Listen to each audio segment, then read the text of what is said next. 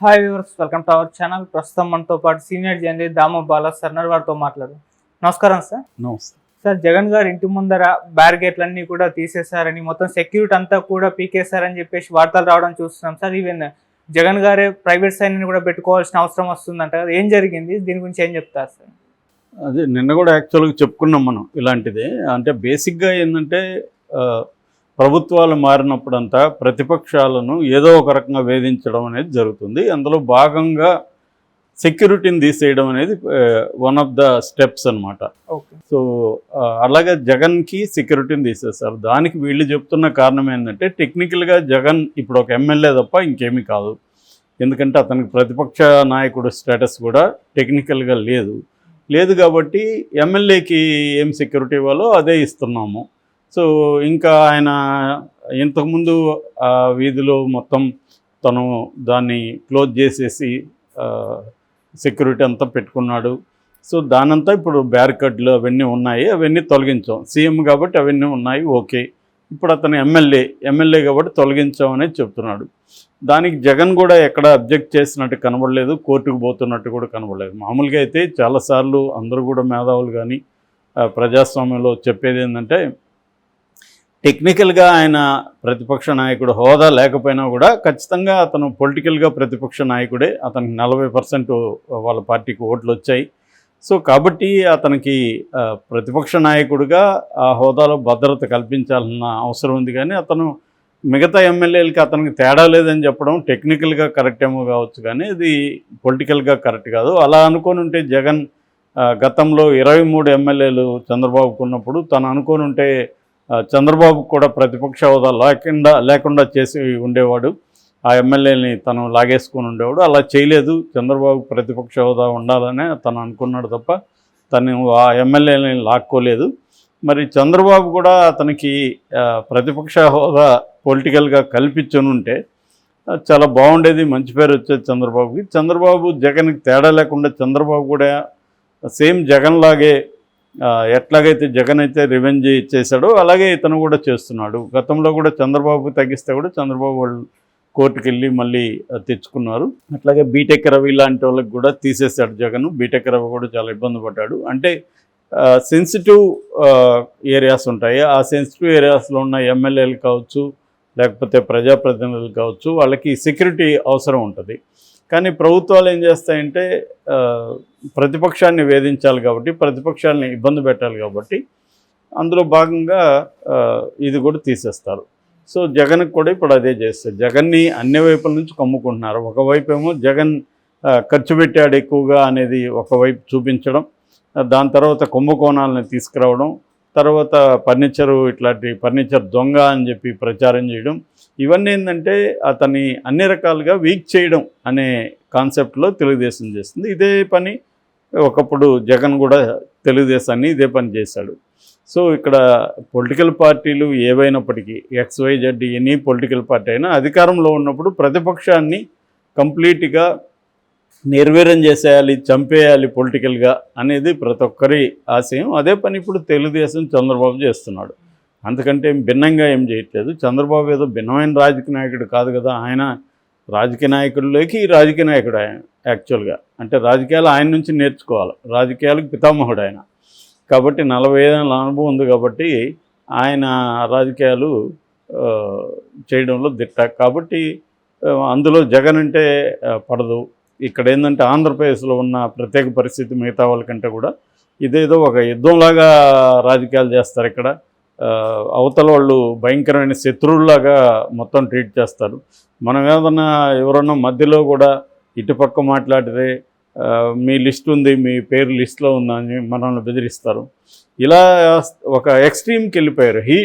Hate politics అనేది peak స్టేజ్కి ఆంధ్రప్రదేశ్లో వెళ్ళిపోయింది. బాగా చదువుకున్న వాళ్ళని కూడా నేను చాలామందిని చూస్తాను. వాళ్ళు కూడా ఏదో ఒక సైడ్ తీసుకొని అదర్వైజ్ వాళ్ళు వెరీ నాలెడ్జబుల్ పర్సన్స్ ఉంటారు. కానీ పాలిటిక్స్కి వచ్చేసరికి ఎంత మూర్ఖత్వం ఉంది ఏంట్రా వీళ్ళల్లో అనిపిస్తుంది. మళ్ళీ వాళ్ళు లిటరేచర్ డిస్కస్ చేస్తారు, వివిధ అంశాలు, సామాజిక అంశాలు అన్నీ మాట్లాడుతుంటారు. కానీ పార్టీలోకి వచ్చేసరికి ఏదో ఒక సైడ్ తీసుకొని అవతల నీచంగా మాట్లాడడం, యువతల అసలు చిన్న మెంబర్స్ కూడా ఉండదు.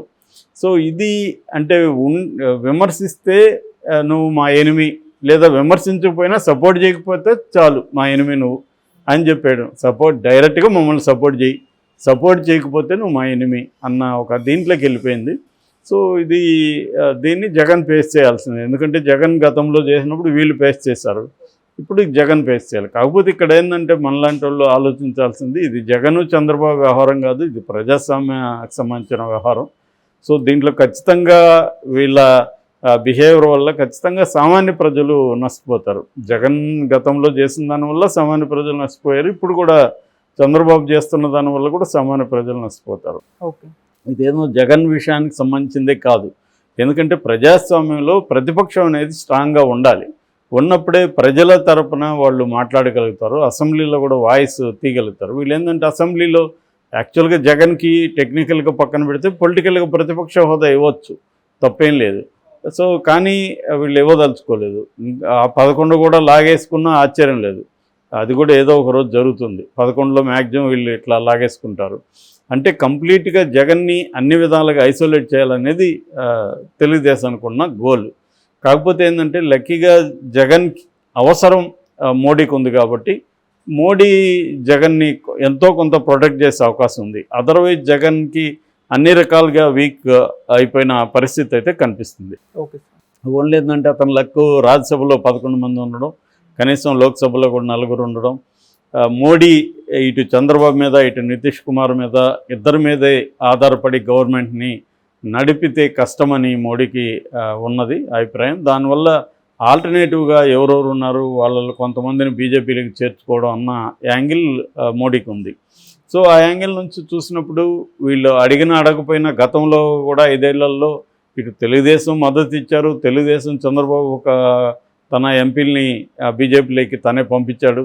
ఇటు జగన్ కూడా తన అడగకపోయిన బిల్లులకి మద్దతు ఇవ్వడం, చివరికి అవిశ్వాస తీర్మానం ప్రతిపక్షాలు పెట్టినప్పుడు కూడా జగన్ ఇట్లా మద్దతు ఇచ్చాడు, ఇట్లా చంద్రబాబు ఇచ్చాడు. సో ఈ కాంటెక్స్ట్లో జగన్కి కొద్దిగా సెంటర్ నుంచి ప్రొటెక్షన్ ఉంది. లేదంటే జగన్ ఖచ్చితంగా చాలా ఇబ్బందులు ఎదుర్కొనేవాడు, జైలుకి కూడా అంటే శిక్ష పడినా కూడా ఆశ్చర్యం లేదు అక్రమాస్తుల కేసులో. ఇప్పుడు కూడా ఏంటంటే చంద్రబాబు కూడా క్లియర్గా అనేక కేసుల్ని కుంభకోణాలని బయటికి తీసి జగన్ని జైల్లోకి పెట్టాలనేది చంద్రబాబు ప్లాన్. జగన్ ఆగినట్టుగా 4 ఏళ్ళు కూడా చంద్రబాబు ఆగే పరిస్థితి కనబడలేదు. ఓకే, సో డే 1 నుంచే ఎలక్షన్ మరుసటి రోజు నుంచి రివెంజ్ మోడ్లోకి తెలుగుదేశం పార్టీ కూటమి వెళ్ళిపోయింది. పవన్ కళ్యాణ్ భిన్నమైన రాజకీయ నాయకుడిగా ఆయన మాట్లాడుతుంటాడు, కానీ ఆచరణలో ఆయన భిన్నమైన రాజకీయ నాయకుడు కాదని నేను చాలాసార్లు చెప్పాను. సో తను కూడా వీళ్ళ లాంగ్వేజ్ మాట్లాడుతున్నాడు. తను ఇప్పటి వరకు ప్రజల మీద కావచ్చు, లేకపోతే వైసీపీ మీద కావచ్చు, తెలుగుదేశం శ్రేణులు చేస్తున్న దాడులను ఎక్కడ ఖండించలేదు.